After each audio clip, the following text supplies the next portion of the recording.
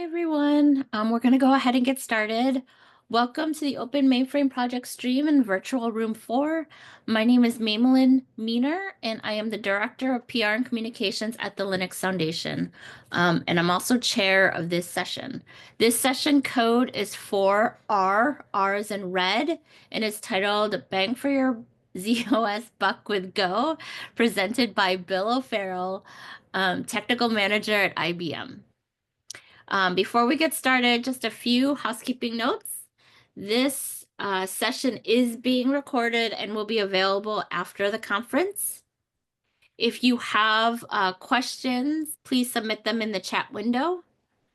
And then after the presentation, we ask that you please provide session feedback online from the links on the agenda or by scanning the QR code that'll be on the last page of this presentation.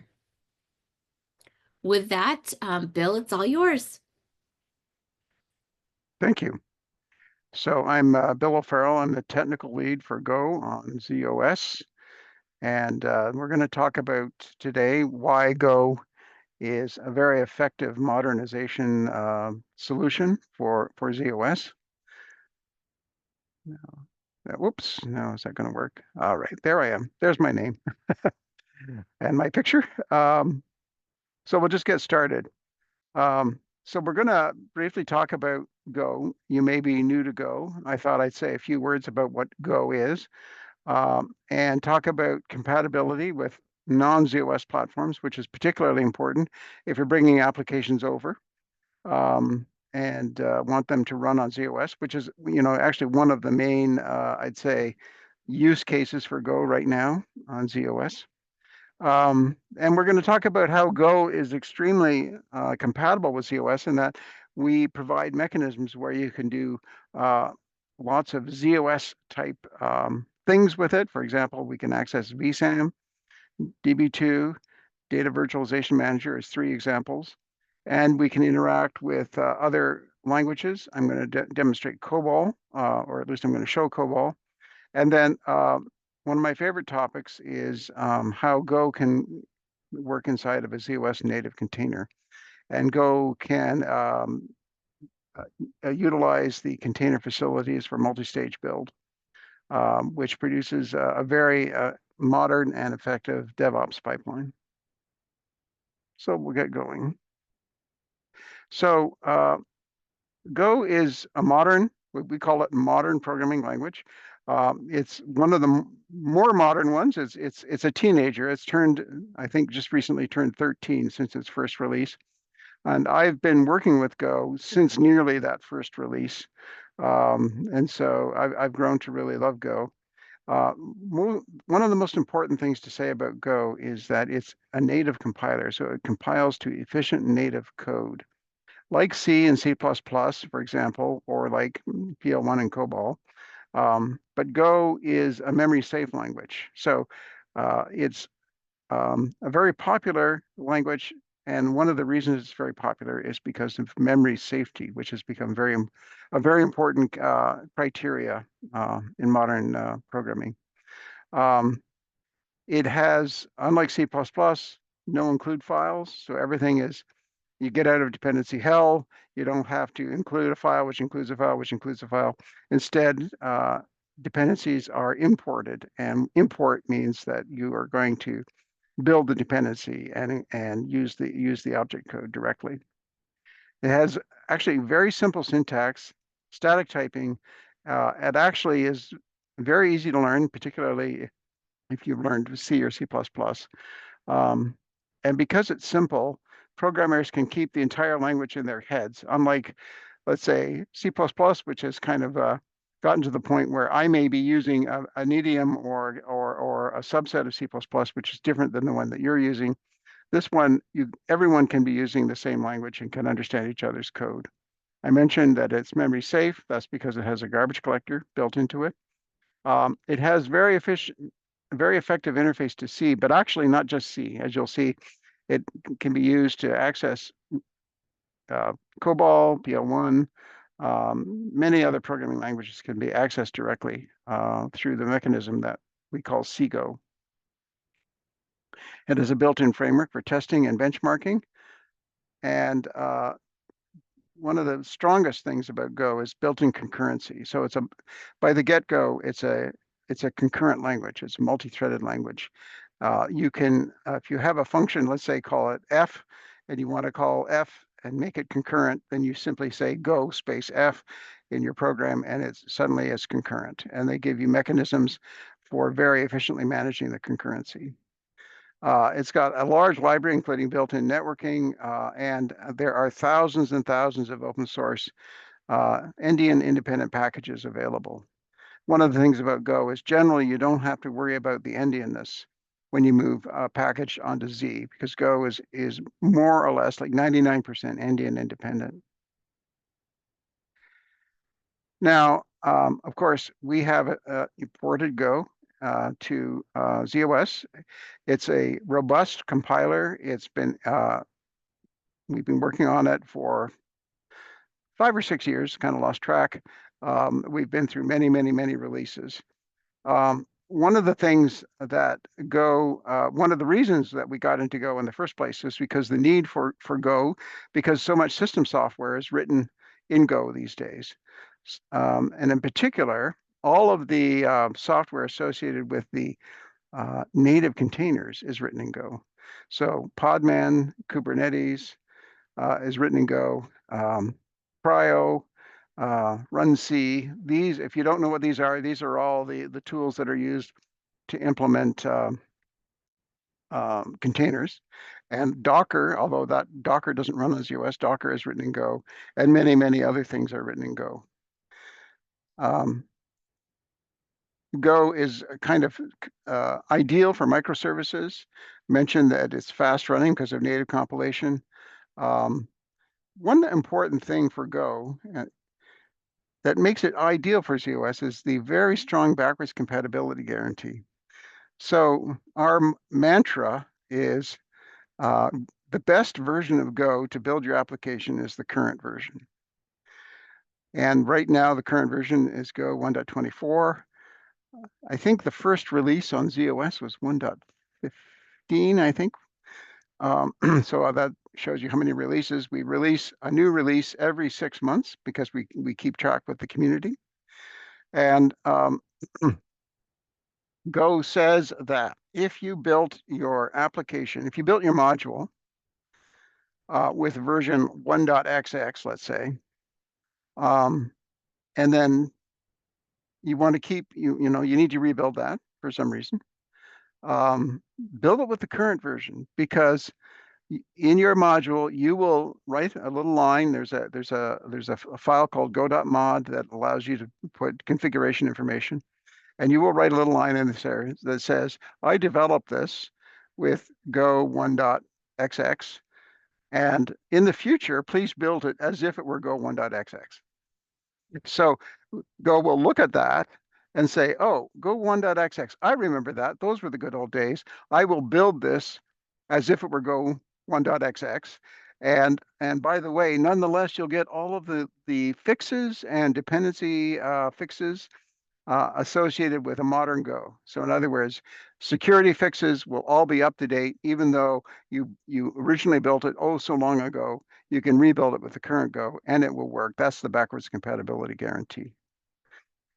I'm not sure if you can see on the right-hand side because I've got my Zoom controls there, but Go is the fastest growing language in the open source community.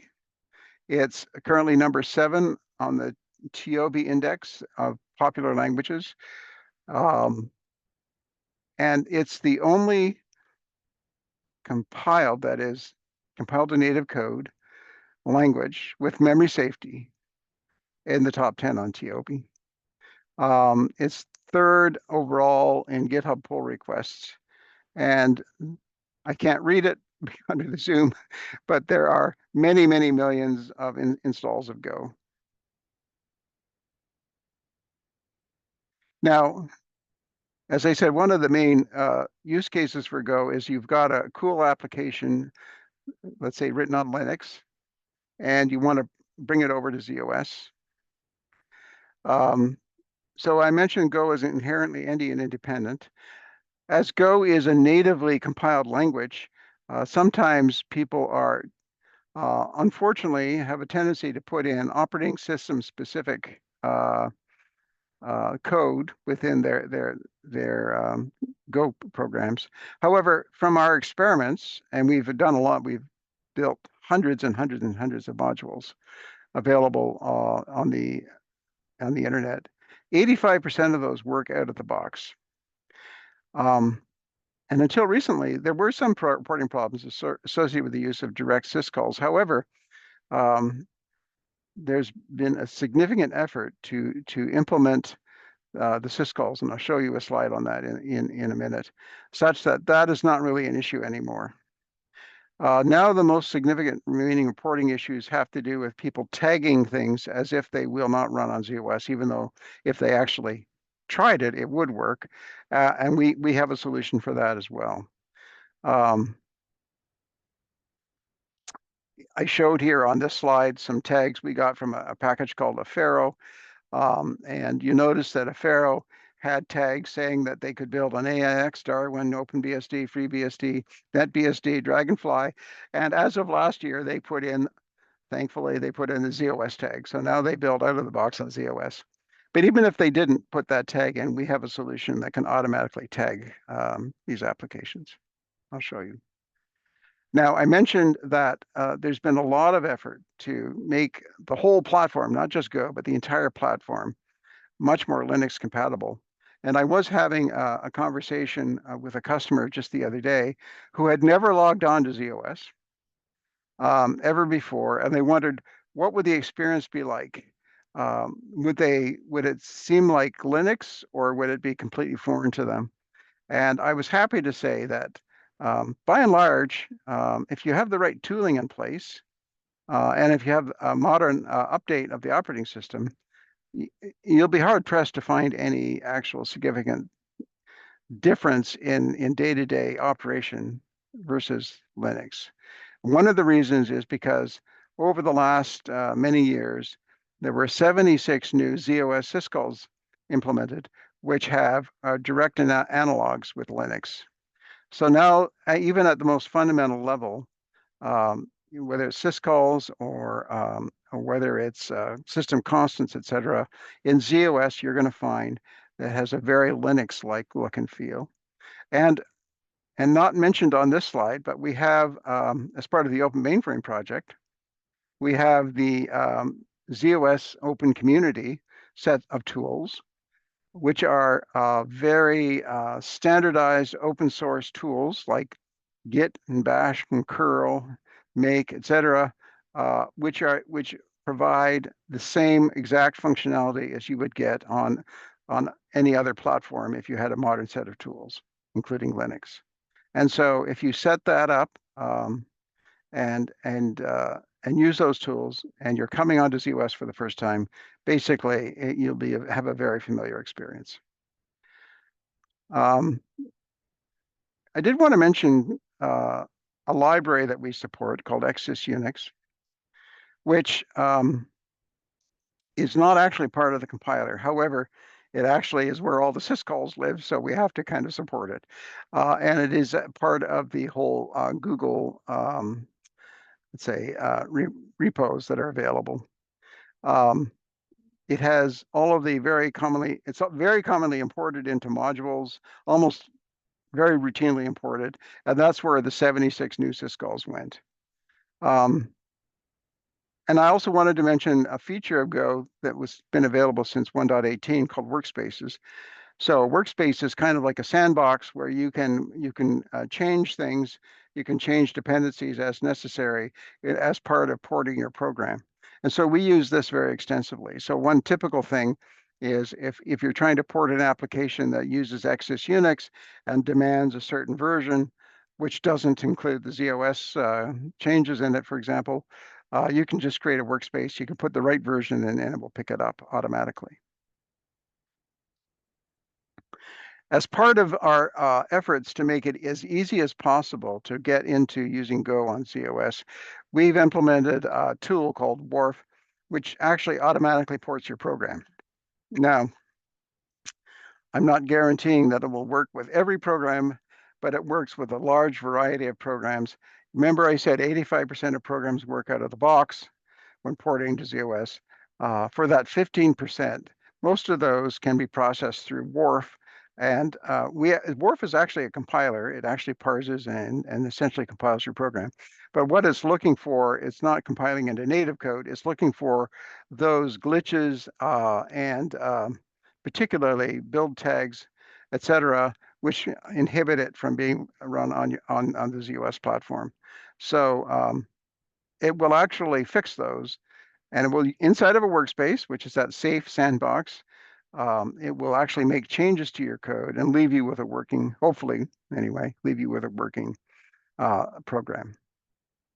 So that is another aid to porting that we have available. I also wanted to mention Go vuln check. So one of the reasons why you want to keep up to date with Go, make sure that you rebuild your applications with the current Go, is because of vulnerabilities that show up. So vulnerabilities are, recently discovered security problems in, for example, in any of your dependencies, not necessarily in your program, but perhaps, typical Go program imports a lot of different packages that are on on GitHub, for example, or GitLab. And you want to keep track of your vulnerabilities. It's an important part of making sure that what you build has the best security posture available. And Gold Vuln Check will actually check all of your code and all of your dependencies and will report on any known vulnerabilities. There's a vulnerability database that is checked that is maintained, and it will check all your code against the vulnerability database. And it's very clever. For example, if you include a package that has a vulnerability, but you don't use that piece of code, you use other parts of the package, but not that part, then it will tell you that. It will say your code is clean, although we did notice that you imported this package, but you didn't use the parts that are troublesome. So it's a very effective tool to make sure that your code is robust and free of any security violations. Now, I mentioned that Go, we've been working very hard to make sure that Go is useful for zOS specific applications. So one of the first things we did was to write a library, a Go library called Go Record IO, which makes it possible to access data sets, and including vSAM data sets. And we have an extensive set of blogs, by the way, on all of the stuff we've done on Go, and there's a blog mentioned down here. And here's the repository where we've done a lot of our work. It's called github.com IBM runtimes go-record.io. And it allows you to do very efficient and fast record-based IO with vSAM.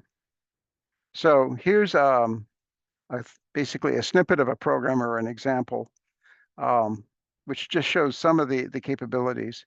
So one of the things that we put in there, we put in, fwrite, fopen, fwrite, and etc. Write struct is a method that we defined in this application to simplify things a little bit. And here's one of the cooler things that we've done here is, let's say you're in Go and you've got a struct and you want to read and write the struct with to vSAM datasets. vSAM datasets typically want to have a string of bytes rather than a struct. So that's not the kind of thing that vSAM deals with. It deals with strings of bytes. So if you were writing this in, for example, in C, you'd probably have to take your struct and you'd have to cast it to a string of bytes.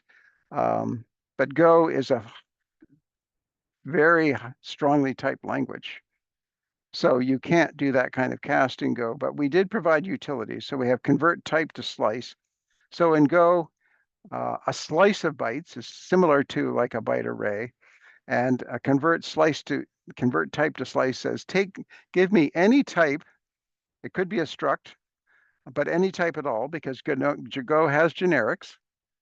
Um, and this function, go convert type to slice, is written with generics. So you give me any type, and I'll convert it to a slice, and you can use that slice when you're doing record I/O. And I can actually show you if I flip my screen here. I think this is it. Yes, this is the full program, a full example. And you can see here, for example, converts slice to type. So we can go the other way. So if you have a slice, we can convert it to a type. And this is an example of Go generics. So you put a type in square brackets in Go, and that says that you are taking this function and applying this type to it, as well as this argument, my big slice. And so what do you get out? You get a pointer to that exact type. The type here is fixed header underbar T. And in this case, you also get the size of the buffer that was converted. So these are the convenient things that we provided. And you can see down here, we're doing an flocate with the vSAM records. And once you've done an flocate, you can do an fupdate and so on and so forth.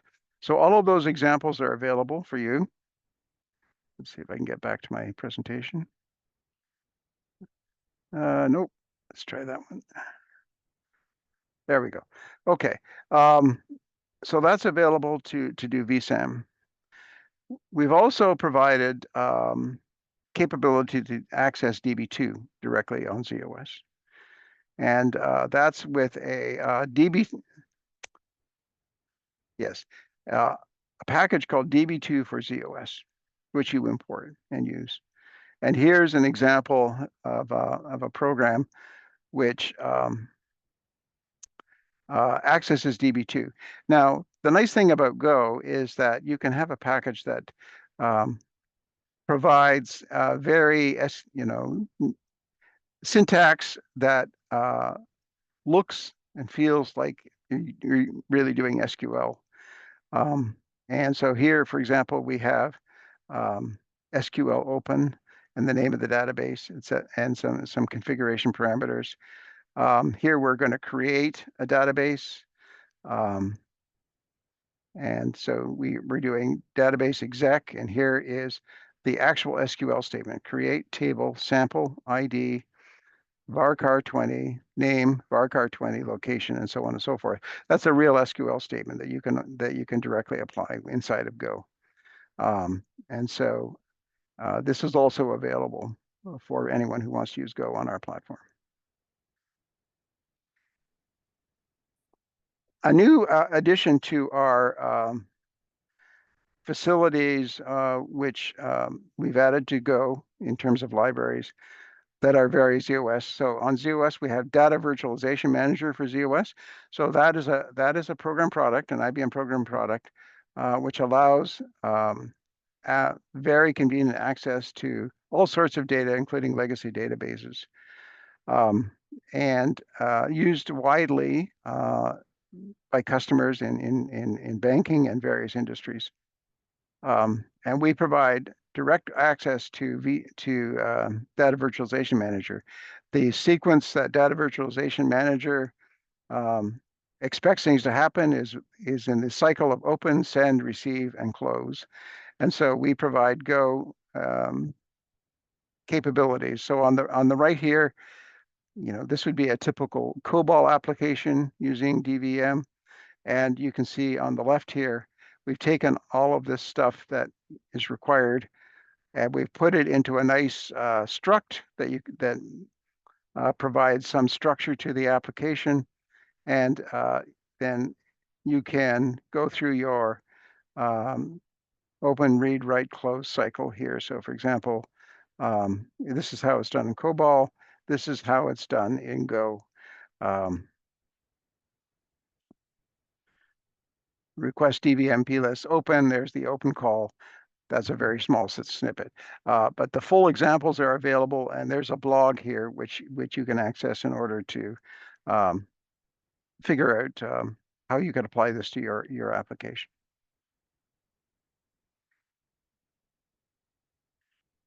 We've also put a lot of effort into accessing low-level capabilities for zOS with Go.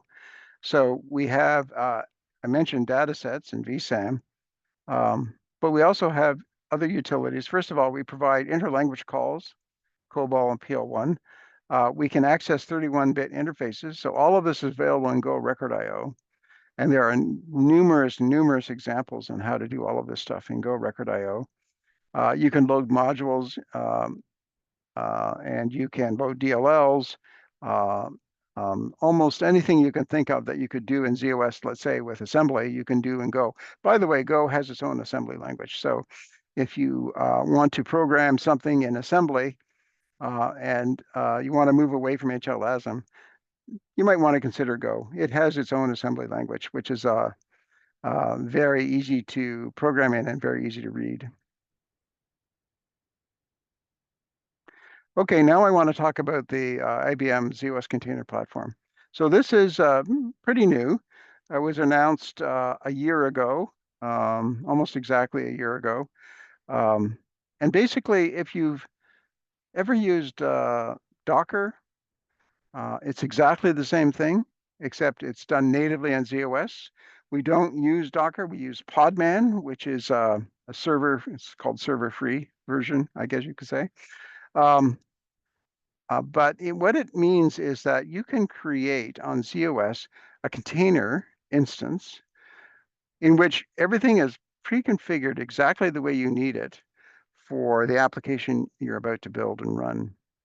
So one of the things that happens, and it's happened to me many times, if you're trying to build and run an application directly on zOS or practically any operating system, and then the sysadmin upgrades something, sysadmin goes in and changes the version of some dependency that you were using, and suddenly your application doesn't build anymore because you needed that other version.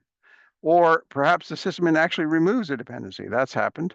Um, they were running low on space, so they just removed something, and suddenly your application won't build and run.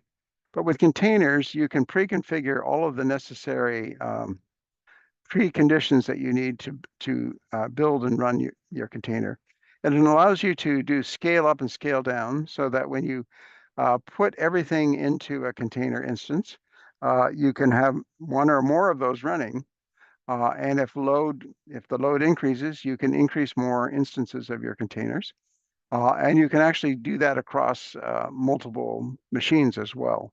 So Kubernetes can run across multiple machines and can manage all of the pods that you have implemented on your various machines. The thing is with what we're doing here is we're implementing industry standard technologies for efficient DevOps pipelines as well. And if you're actually hiring people, uh, new graduates, they wouldn't even understand that you didn't have containers because everything they've done probably at school has been in containers. And containers are just what you need in order to implement a modern DevOps pipeline. Whoop, no, this is funny. I'm sorry about that. I've got my own voice playing in the background. Let's get that off. I moved to the session feedback, sorry, because apparently I had a built-in audio recording on the previous slide. Um, um, but I do want to switch to a terminal now, and I want to demonstrate what happens with Go inside of containers and some of the great features we have available. So I'm going to come back to that, but first I'm going to go to a terminal. Okay, so I hope you can see my terminal here. The way you use containers is through the mechanism of a container file. And a container file is very much like a script. And here's a container file that I put together. In each of these verbs in yellow performs some important action within the container environment as it's being built. So as I'm building this container, first I'm going to say, start with Golang. So from Golang, and this as extract means I'm going to name this instance as the name extract, and you'll see how I can use that later. Um, work dir temp means make sure that I've got /temp created and cd to that directory as my working directory. Copy says from the base directory that I'm running in, copy the contents of this directory into this directory. Now, this application that I'm building here happens to be using SQLite 3. So that is one of the most popular databases used in the Go community when you need a relational database in your running application. It's efficient and it's light. But by the way, it happens to be written in C. So this is an example of how we can use applications written in C. And one of the interesting things that we've set up with this Golang image, so the base image for Go, is it has everything you need for an efficient DevOps pipeline built into that base image. So not only do you have the Go programming language, you also have a C compiler. So it's the uh, C++ for Open Enterprise Languages compiler, which is a very modern C compiler provided by IBM. It's based on LLVM and Clang. Um, and that C compiler can be used to build your C dependencies right within the container. We also include a set of tools. So the set of tools is called Open Enterprise Foundation. Now, you remember I said that the Open Mainframe project includes the Open Community set of tools, which has Git, Bash, curl, et cetera, and it goes on and on. There are actually over 200 tools available. Well, we IBM have taken the let's see, relatively small set. I think it's 8 to 10 tools. I'm not sure what the current number is. From that set of tools, from the Open Community set of tools, and we've actually bundled them together into a package called Open Enterprise Foundation, which you can install at the same time as you install zOS. It's called a bypassable requisite, which means as you're doing your installation on zOS or of zOS, you'll come to a page where it'll ask you if you want to install Open Enterprise Foundation. And the answer is, please do install it because they're really great tools. And if you haven't done that, you can go back and you can install them afterwards as well. So every Golang container, base container, has Open Enterprise Foundation. And we're going to use those tools right now. So for example, in the next run statement, we are going to use Git. So Git is, of course, the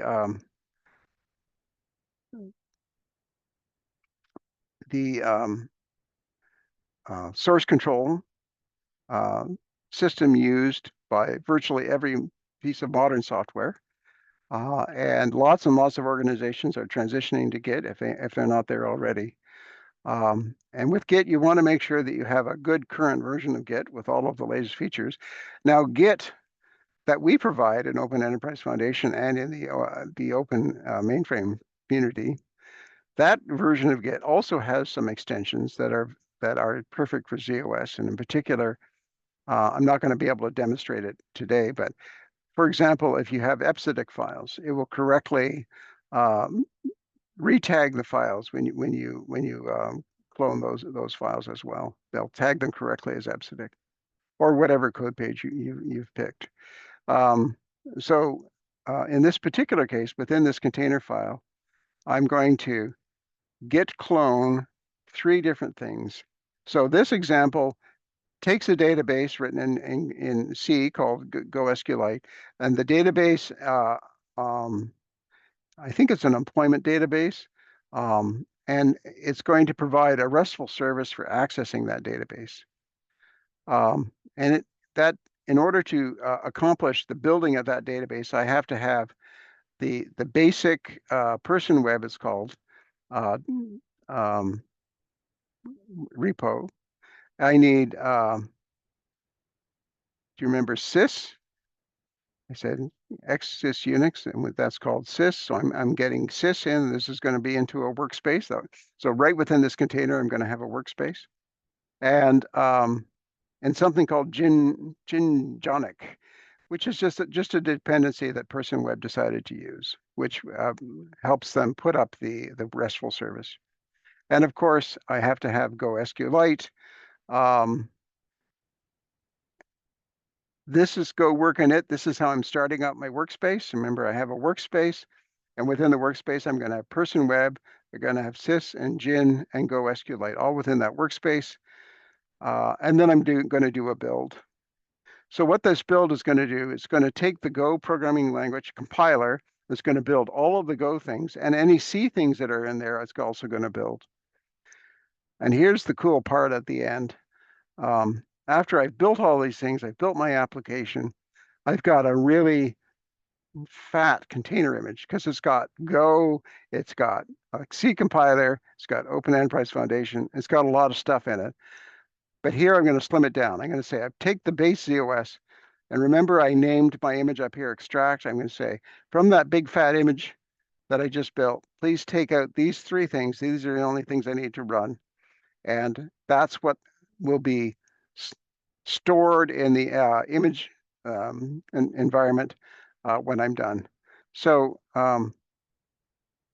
the command, if I run this container, the command that will run is the command called person web, which sets up the RESTful server and runs it.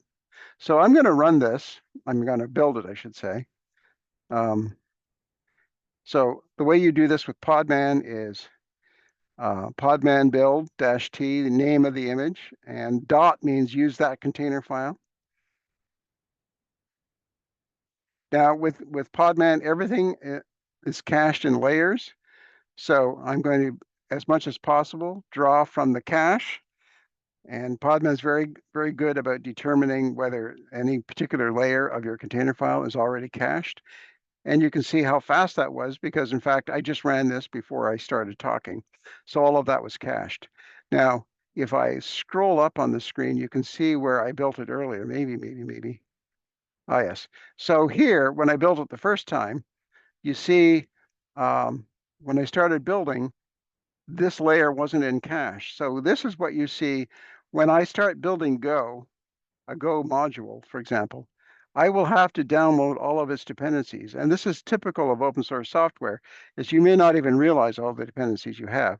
So all of these things that I'm downloading and building are dependencies of either the person web or the Ginjonic dependency. So those dependencies have dependencies, and those dependencies have dependencies.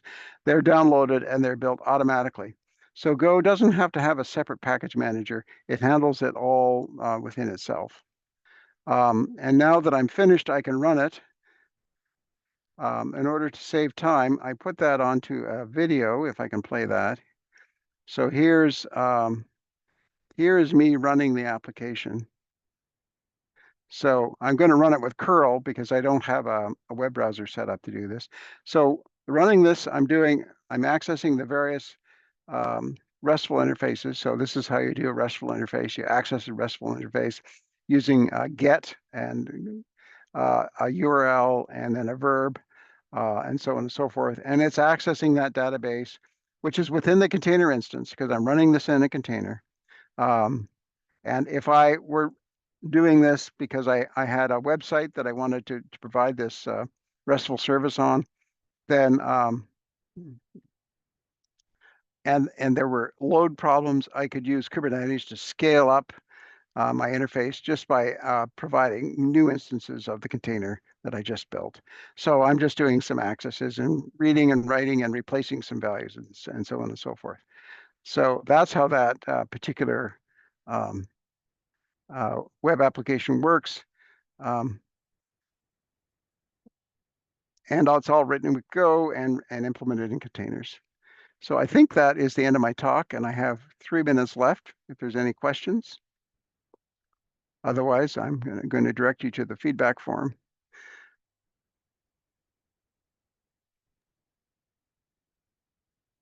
There is one question. Can Go interact with TSO commands and ISPF functions like calling something, panels and tables, etc.?